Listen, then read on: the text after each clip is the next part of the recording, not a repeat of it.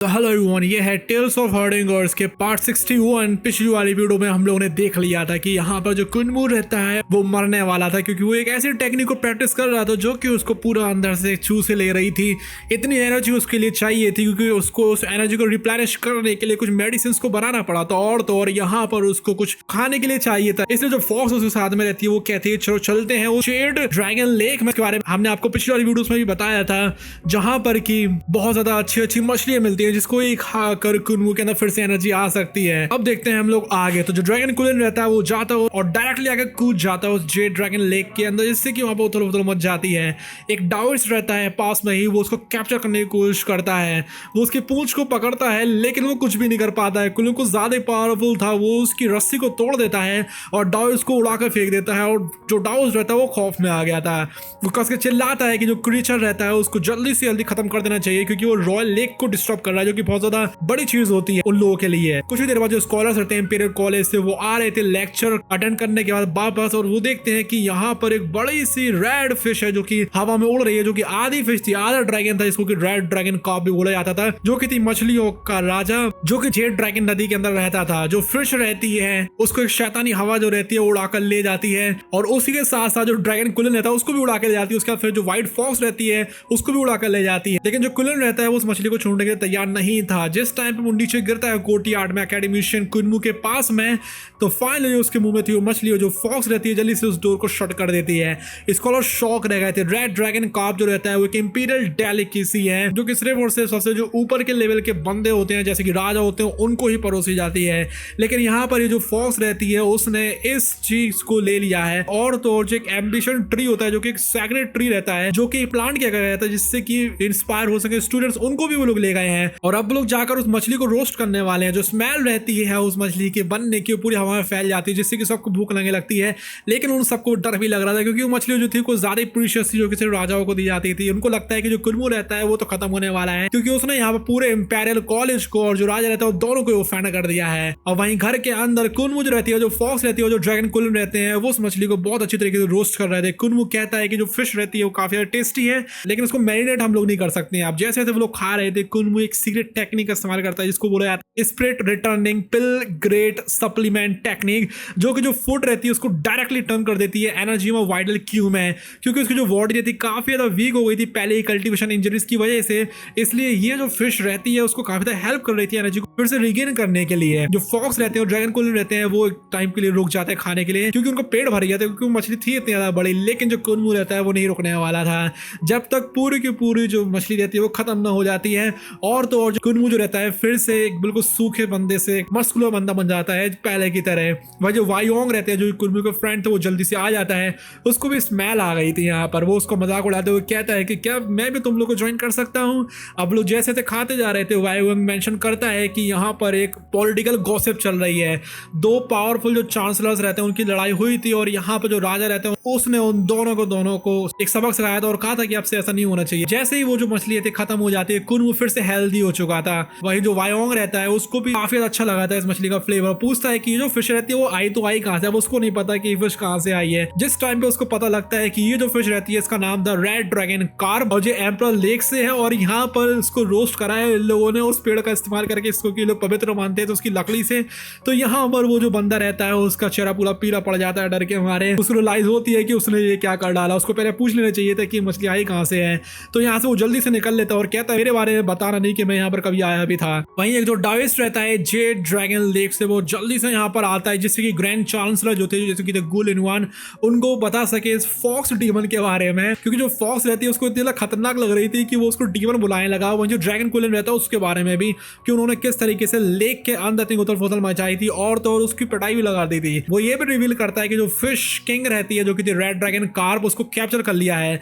ये सुनकर गुल इनवान को बहुत ज्यादा गुस्सा आ जाता है। उसको शक होता है, वो सोचता है कि कौन इतनी ज्यादा परेशानी करने की कोशिश कर रहा है। जल्द ही एक और बंदा भी आता है जो कि मैसेज देता है कि यहाँ पर जो कुनमू की फॉक्स रहती है उसने एम्बिशन ट्री को भी काट दिया, जो कि उन लोगों का पवित्र पेड़ था, और यहाँ तक कि उसी पेड़ को जलाकर उन लोगों ने फिश को रोस्ट किया था। वहीं जो कुनमू रहते हैं, जो वायोंग रहते हैं, वो सोचते हैं कि हम लोग इस सबूत को छुपाए कैसे। लेकिन फाइनली कुनमू को एक वजह समझ में आ जाती है कि वो क्या करेगा। गुल इनवान वहीं डिसाइड करता है कि वो कुनमू और वायोंग दोनों के दोनों को अरेस्ट कर लिया, क्योंकि उन्होंने एक ऐसा क्राइम करा है जिसके लिए उनको सजा तो मिलेगी, लेकिन कुछ भी गुनाह जिस टाइम पे वो कुनमू के कोर्टयार्ड तक पहुंचते हैं, कुनमू वहां से जा चुका था।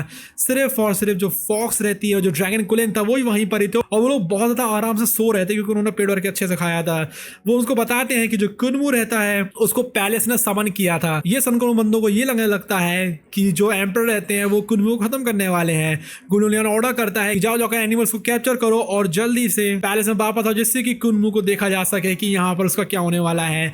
अब जिस टाइम पे जो गुलुलियन रहता है वो आता है इंपेरियल गार्डन में वापस। वो शॉक रह गया था देखकर कि यहाँ पर जो एम्पर यानफेंग है वो भी है, एम्प्रेस डावेजर भी हैं और जो कुनमू रहता है वो आराम से उनसे बात कर रहा था। गुलुलियन जिस टाइम पे पूछता है कुनमू से कि तुमने ये क्या करा, तुमने यहाँ पर नियम तोड़ा था उस रॉयल मछली को खाकर। तो एम्पर यानफेंग कहते हैं कुनमू से क्या हो गया, तुम एक्सप्लेन करो। कुनमू कहता है कि हाँ मुझसे गलती हुई है, मुझे नहीं पता थी ये बात कि वो जो नदी रहती है कितनी ज्यादा पवित्र नदी है, और ना ही मुझे ये बात पता थी कि जो फिश रहती है वो सिर्फ रॉयल फैमिली को बिलोंग करती है।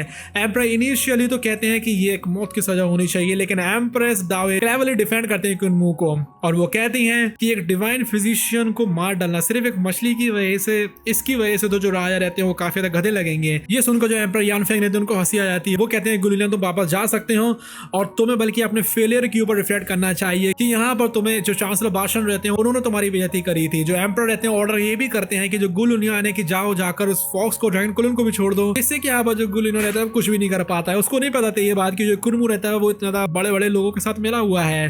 बाद में एम्पर यानफेंग प्राइवेट कुनमू को रिवील करते हैं कि उनको पता है कि उसकी सीक्रेट आइडेंटिटी क्या है, कि तुम यहाँ पर कल्ट मास्टर हो हेवनली डेविल कल्ट के। लेकिन वो कुनमू को वार्न कर देते हैं कि तुम्हें यहाँ पर को दिमाग से चलना पड़ेगा क्योंकि मैं तुम्हारे टैलेंट की बहुत ज्यादा कदर करता हूँ। कुनमू इस पैलेस को छोड़कर चला जाता है और वहीं जो एम्पर रहते हैं, जो इंपेरियल प्रीसेप्टर रहते हैं, अब दोनों को राहत मिल चुकी थी, उनको पता थी उसकी ट्रू आइडेंटिटी और उन्होंने ये फैसला लिया था कि उसको भरोसा करेंगे। 10 दिन बाद कुनमू फिर से एक पिल को बनाना शुरू करता है और तो वो मिलिट्री में भी जाने वाला था इससे कि वो सारी चीजों की जांच कर सके। वहीं जो गुलुलियन रहता है अभी भी उसको गुस्सा आई हुई थी। वो कुनमू को एक ऐसा टास्क देता है कि तुम्हें फ्रंट लाइंस पर जाना है जहां पर कि सबसे ज्यादा खतरा होता है, क्योंकि वहां पर सबसे ज्यादा हमले होते रहते हैं और सैनिक जो रहते हैं वहीं पर सबसे ज्यादा मरते हैं। और उसको सिर्फ एक स्मॉल टीम दी थी स्कॉलर्स की जिनकी कुछ कॉम्बैट स्किल्स रहती है वो काफी ज्यादा वीक थी। इसका मतलब ये है कि गुलुलियन बस ये चाह रहा है कि वो वहां पर जाए फ्रंट लाइंस पर और कुनमू को कोई ना कोई मार डाले। वो ये क्लेम करते हैं कि जो कुनमू रहता है वो एक इंपेरियल एकेडमिशियन है, इसलिए उसको खुद की टीम को ले जाना चाहिए। लेकिन कुछ भी क्यों ना हो वो बस यहाँ पर कुनमू से बदला ले रहा था और कुछ भी नहीं।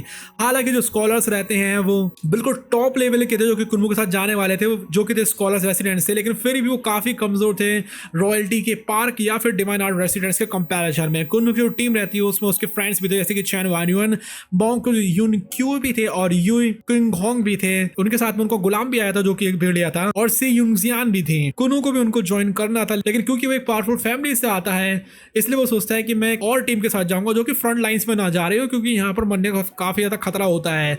बाकी जो रहते हैं उनको चिंता होती है कि वो वहां पर मर जाएगा इस मिशन पर, क्योंकि यहाँ पर कोई भी डिवाइन आर्ट का प्रैक्टिशनर नहीं है और फ्रंट लाइन पर जाने के लिए बहुत पावरफुल लोग चाहिए होते हैं। चैन वान्यू बताता है कि वो अपनी पावर को छिपा कर रखे हुए था और वो जल्दी 6 डायरेक्शन रियल पर पहुंचने वाला है। लेकिन यू किंग होंग पॉइंट करता है सिर्फ और सिर्फ एक डिवाइन आर्ट का अगर प्रैक्टिशनर भी आएगा तो भी यूजलेस है ये चीज, क्योंकि जो साउथ से जो मिलिट्री आ रही है वो बहुत ज्यादा टेरिफाइंग है जो कि उनको खत्म कर सकती है। अब जिस टाइम पे जो स्कॉलर्स रहते हैं जाने के लिए तैयार हो जाते हैं, बाकी जो टीम्स रहती हैं वो भी तैयार हो जाती है जाने के लिए, लेकिन उनकी जो जहाज रहते हैं वो बहुत ज्यादा अच्छे लग रहे हैं देखने में, बहुत ज्यादा पावरफुल वो थे। वहीं जो गुलुलियन रहता है वो कुनमू से कहता है कि तुम्हारे पास तो कोई शिप भी नहीं है, लेकिन कुनमू कामली कहता है कि मैंने किसी को हायर कर लिया है। जल्दी एक टूटा हुआ जहाज आता है लेकिन उसमें होल था, लेकिन वो आसमान में उड़ रहा था। जो कैप्टन रहते हैं वो थे फैन योनजियाओ जो कि एक रफ लुकिंग मैन था जो कि टैटूज में कवर्ड था, जो कि कुनमू को ग्रीड करता है बहुत ज्यादा गर्माहट से। कुनमू ने एक टाइम पर फर्नेस को बिल्ड करा था इस शिप के लिए, और भले ही वो शिप कैसा भी लग रहा हो लेकिन ये शिप बहुत ज्यादा तेज चलता है। बाकी जो स्कॉलर्स रहते हैं उनको लग रहा था कि कुनमू रहता है उसके ऊपर चाल खेल दी है कुछ लुटेरों ने, क्योंकि जो फैन योनजियाओ का क्रू रहता है वो काफी ज्यादा बेकार लग रहा था और भरोसे के लायक तो बिल्कुल भी नहीं लग रहा था। लेकिन कुछ भी क्यों ना हो, एक बार जैसे वो शिप चलना शुरू होता है सबके सब यहाँ पर शॉक हो जाते हैं क्योंकि उसकी स्पीड बहुत ज्यादा थी, जिससे कि वो सबसे आगे निकल जाता है एक ही झटके में। यहाँ तक कि जो जहाज का आगे का हिस्सा रहता है उसमें से भी कुछ तोड़े टूट टूट के पीछे फेंक रहे थे। वहीं जो फैन योनजियाओ रहता है वो कहता है तुम्हें टेंशन लेने की जरूरत नहीं है, ये शिप कहीं भी नहीं जाने वाला है, बहुत मजबूत है। लेकिन जल्दी यहाँ पर बारिश होना शुरू हो जाती है और सबको रियलाइज होता है कि जो टैटूज रहते हैं जो स्कार्स रहते हैं क्रू के ऊपर उनके ऊपर पेंट करा गया था। असल में वो काफी ज्यादा अच्छे लोग हैं जो कि सिर्फ और सिर्फ ये दिखावा कर रहे थे कि वो यहाँ पर लुटेरे हैं। उस जर्नी के दौरान कुनमू डिस्कस करता है डाउ सेट की एडवांस मैथमेटिक्स के लिए, क्योंकि कुनमू को मैथ्स पढ़नी थी जिससे कि वो काफी सारी टेक्निक्स को समझ सके, इसलिए वो काफी सारे मैसिव न्यूमरल जो रहते हैं उनको याद कर लेता है, जिससे कि वो ऐसी ऐसी चीजों को कैलकुलेट कर सकता है, ऐसे टाइनी डेसिमल्स को कैलकुलेट कर सकता है, जिससे कि वो पूरी तरीके से हर एक पार्टिकल को कैलकुलेट कर पाएगा अपनी वाइडल क्यू के।